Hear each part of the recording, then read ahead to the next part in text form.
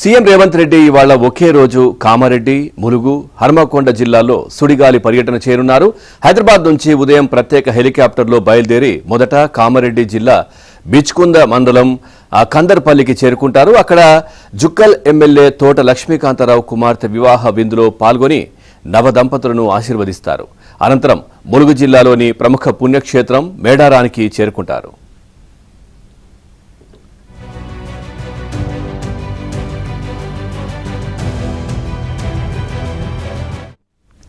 వనదేవతలు సమ్మక్క సారలమ్మ గద్దెలను దర్శించుకుని ప్రత్యేక పూజలు నిర్వహిస్తారు. తర్వాత జిల్లా కేంద్రానికి చేరుకుని అక్కడ 63.50 కోట్ల వ్యయంతో నిర్మించిన నూతన కలెక్టరేట్ కార్యాలయాల సముదాయాన్ని ప్రారంభించడంతో పాటు ఆవరణలో ప్రతిష్ఠించిన తెలంగాణ తల్లి విగ్రహాన్ని ఆవిష్కరిస్తారు. ఇదే ప్రాంగణంలో అర్హులైన లబ్ధిదారులకు కొత్త పింఛన్లను పంపిణీ చేసి ప్రజా సంక్షేమం పట్ల ప్రభుత్వానికి ఉన్న చిత్తశుద్ధిని చాటుకుంటారు.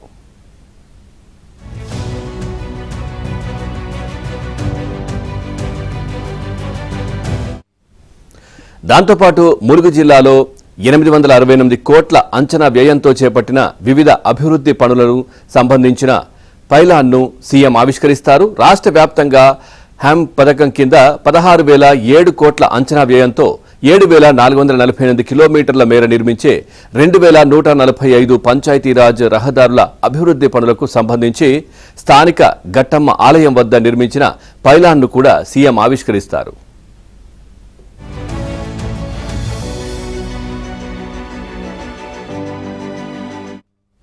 పర్యటన ఆఖరి విడతగా హన్మకొండ జిల్లా పరకాలకు సీఎం రేవంత్ రెడ్డి చేరుకుని అక్కడ వివిధ శాఖలకు సంబంధించిన పలు అభివృద్ధి పనుల శంకుస్థాపనలు, ప్రారంభోత్సవ శిలాఫలకాలను ఆవిష్కరిస్తారు. అనంతరం అక్కడ ఏర్పాటు చేసిన భారీ బహిరంగ సభలో పాల్గొని ప్రజలను ఉద్దేశించి ప్రసంగిస్తారు. సీఎం పర్యటన నేపథ్యంలో ఆయా జిల్లాల కలెక్టర్లు, ఎస్పీలు ఏర్పాట్లను పరిశీలించారు. భారీ బందోబస్తు ఏర్పాటు చేశారు.